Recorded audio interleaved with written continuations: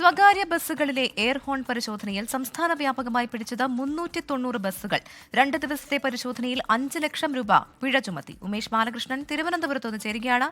ഉമേഷ്, പെട്ടെന്നുണ്ടായ ഒരു പരിശോധനയാണ്. എന്തായാലും ഈ എയർ ഹോൺ പരിശോധനയിൽ 390 ബസ്സുകൾ പിടിച്ചു എന്നാണ് മനസ്സിലാക്കുന്നത്. എന്ത് നടപടി ഇവർക്ക് ചുമത്തിയിട്ടുണ്ട്? ഈ പിഴയിൽ മാത്രമാണോ ഒതുക്കുക?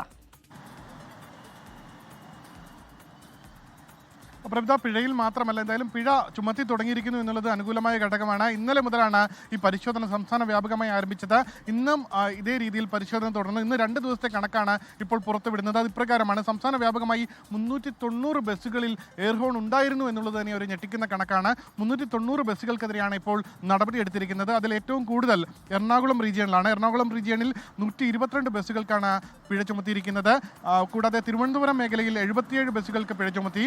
1,82,750 രൂപയാണ് തിരുവനന്തപുരം മേഖലയിൽ 77 ബസ്സുകളിൽ നിന്ന് ഈടാക്കുന്നത്.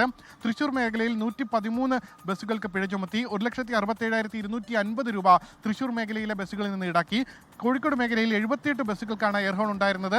ഈ 78 ബസ്സുകളിലായി 1,46,000 രൂപയാണ് പിഴയായി ചുമത്തിയത്. ഇത്തരത്തിൽ 390 ബസ്സുകളിലായി 5,18,000 രൂപ പിഴയായി ചുമത്തിയിരിക്കുന്നു.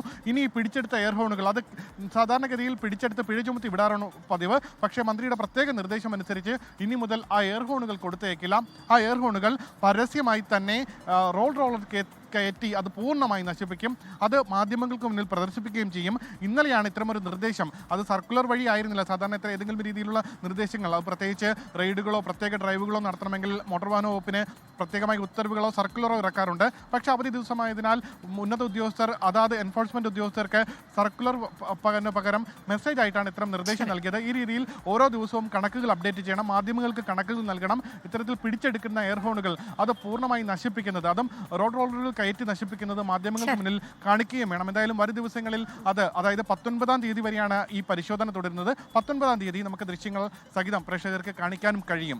ലോകത്തെവിടെയായാലും ഏത് സമയത്തും 24 വാർത്തകളും ഓഗ്മെന്റഡ് റിയാലിറ്റി പാക്കേജുകളും എക്സ്പ്ലെയിനറുകളും വിശദമായി കാണാൻ ഞങ്ങളുടെ യൂട്യൂബ് ചാനൽ നിങ്ങൾക്ക് സബ്സ്ക്രൈബ് ചെയ്യാം.